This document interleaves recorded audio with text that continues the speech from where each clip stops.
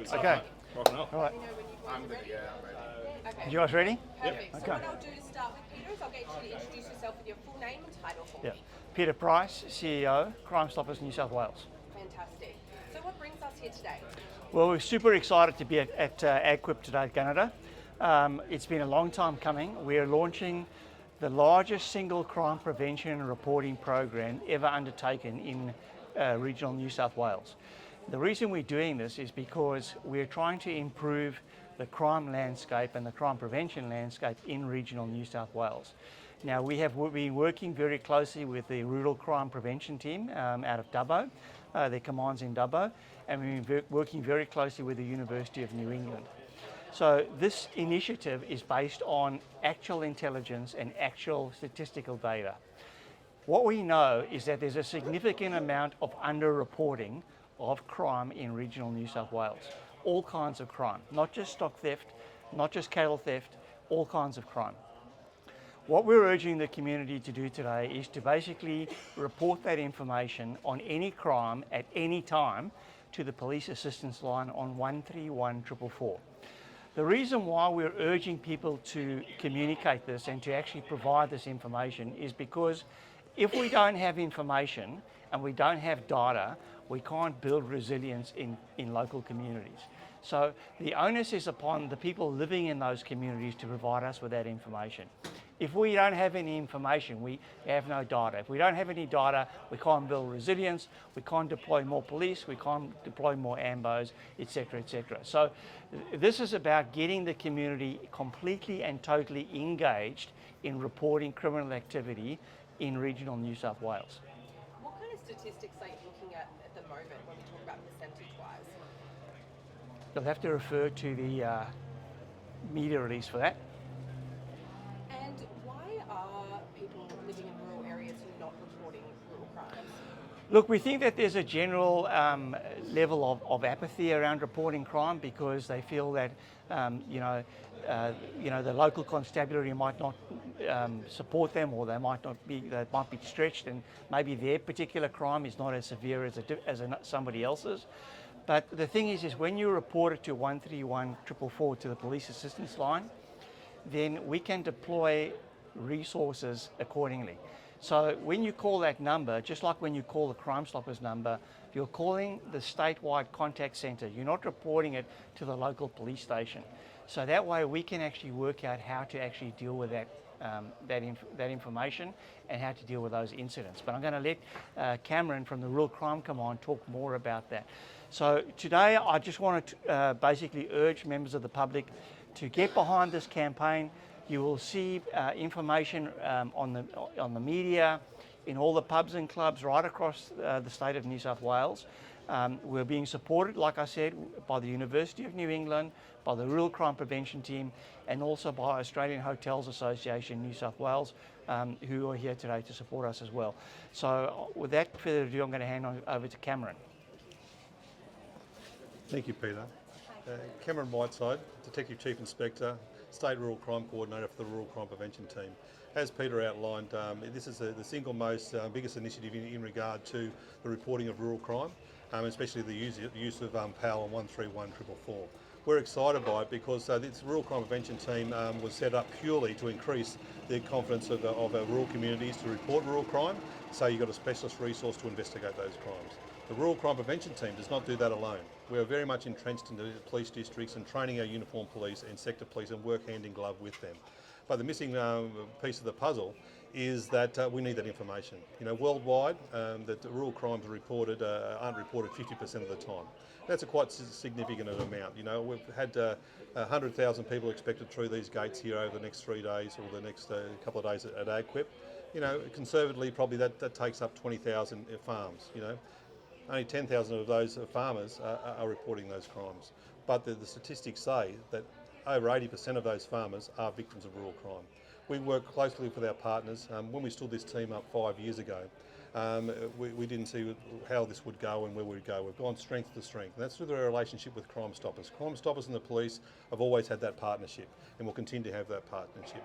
But since then we've grown. We've got the New South Wales farmers on board. We've got the University of New England on board with the Centre of Rural Criminology. They're doing research in respect to rural crime. They're a world leader in the university that are helping the rural communities. And we've got the Livestock Carriers Association, as we said, the AH8 on board, Food and Fibre Australia, and other key industry groups like CWA. So we're not alone now, but the picture, the piece of the puzzle that we're missing is that underreporting. It continues, and it's that confidence. And research by the University of New England has shown that people have dealing with the rural crime prevention team, the confidence goes up. And it's a long road. We're not here just to say it's finished, but we need that piece of the puzzle. And I can tell you now from experience as a detective, Crime Stoppers and PAL works. I've had incidents where within an hour I've had a phone call personally from Crime Stoppers about a homicide. That homicide was that the person was arrested within 1 hour of that phone call. It is no different to the rural industry. We're getting information about quad bikes. We're getting information about rural thefts before the victim even knows that the crime has been committed on their farm. So it is working, but there's a big gap. As I said with those figures, 50% of underreporting, let's increase it. We're not getting a full picture. And we can quote statistics about stock theft, about illegal hunting and trespassing, but we need a full picture of that. And manage that perception. Like once you report a matter to the police, not every matter is going to be solved. That's a reality. But let's do our best. If we get that missing piece of the puzzle, that can help us. We've had information about a stolen quad bike, for instance, that's what were recovered, but we've gone to that property and we've found stolen wool. We've found other equipment there. So it works. We're excited by it, and to have such commitment from these key industry bodies just shows that we're all working together, but we just need that farmer to come on board. Why do you think people are more likely to call Crime Stoppers than the local police? In terms of that, there's two ways you can look at that. Crime Stoppers provides an opportunity to report matters anonymously, or give your name, and it does help us if we do have a name that we can follow up with. But some people might be apprehensive for various reasons to go to the police station. But first and foremost, if you can go to the police station, that's ideal. That information for rural crimes will come through the Rural Crime Prevention Team. We'll assess it and work with the local PDs to do that. Again, there is a difference, but the information will get to the same place in the end. Is there any hotspots across the state that we know of that are sort of more underreporting than others? That's a good question, but as I said, if matters are only 50% reported, how many of those matters, what is a hotspot? But we've found in recent times over the last number of months there's been an increase in diesel theft. And people say, well, it's out of control, there's a considerable amount of diesel theft going on.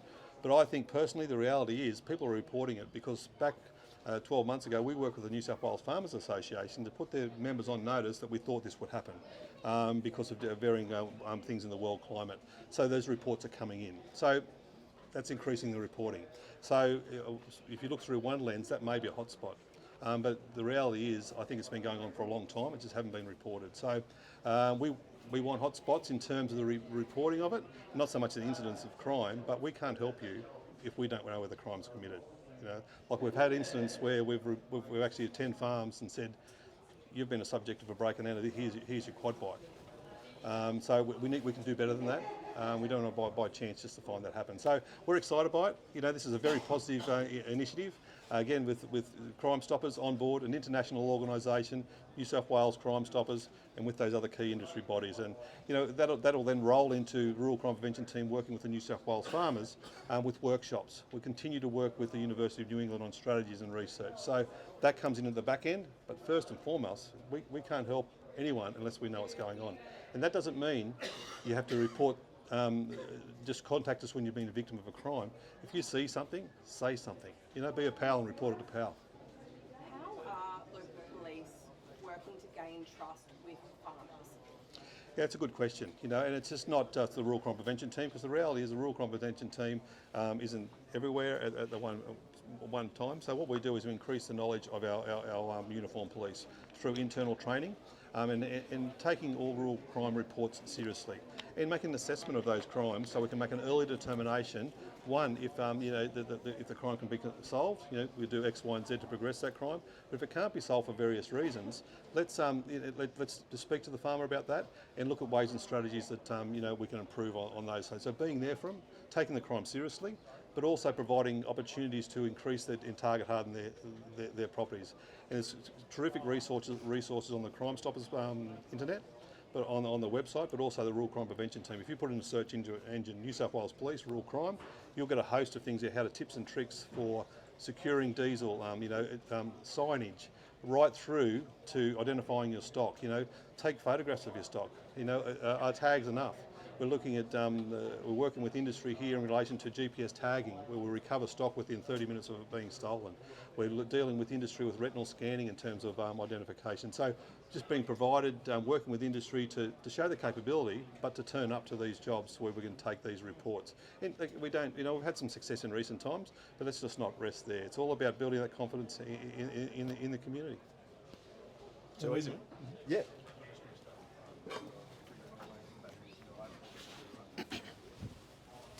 Hi, how are you? I think you should introduce yourself with your full name and title. Professor Chris Armstrong, Deputy Vice-Chancellor, Research for the University of New England. It's great to be here today. It's as the Deputy Vice-Chancellor for Research at UNE, our team of the Centre for Rural Criminology is a really important partner with police and Crime Stoppers on this strategy and this campaign. The university has been responsible for a number of surveys in the past, including one in New South Wales in 2021 that released some important statistics which can then feed into the work of Crime Stoppers and police. One of these statistics, which we mentioned before, was that 80% of farmers have experienced crime in the past. And interestingly, 30% of farmers have experienced crime more than 7 times. So there's a real important issue out there that we need to work with the police and Crime Stoppers on. What are your surveys showing that the main trust breakdown between farmers and rural police is? In terms of trust, there's an aspect of the level of reporting actually comes in on the density of people, how far it is to get to the police, how remote the people are.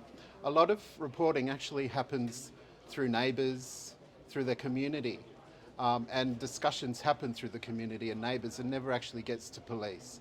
So an important part of what we're looking at in the Centre for Rural Criminology is how to look at strategies to increase that relationship between police, Crime Stoppers and the community. We've got a new national survey that's just going out into the field, so people around Australia now will be able to fill out surveys looking at rural crime and farm crime. So we hope that when that survey is finished and when the results are released and reported and understood, we'll be able to get a good picture of how issues have changed in New South Wales, but also how New South Wales compares to other states around Australia. When is that expected to be released? It's gone out in the field very recently. In terms of when the survey will be finished, I'm not 100% sure on that. I imagine it would be a few months. Okay. Well, Hi,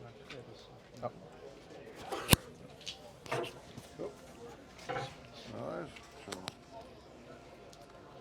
going? hello there.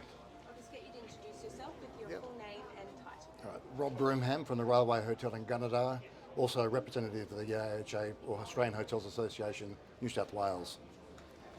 So what's your involvement with what's happening? Well, we're the AHA, we're hotels are the local hub of the community, and we believe that we can assist the police and those Crime Stoppers to get the word out. So whether it's signage or just word of mouth, we can talk to our customers, talk to the people, let the community know what's going on and help out.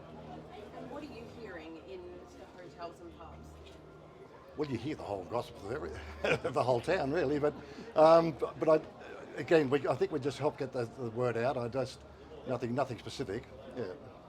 And particularly in regional communities too. I mean, you're saying you're from Gunnedah as well. Yes. I mean, to put a picture on it, the fact that we're hearing that in these areas are underreporting crimes. I mean, how can we get that word out there, in particular? Well, again, with signage, I'm sure there'll be signage coming through, and the AHA will be assisting with that.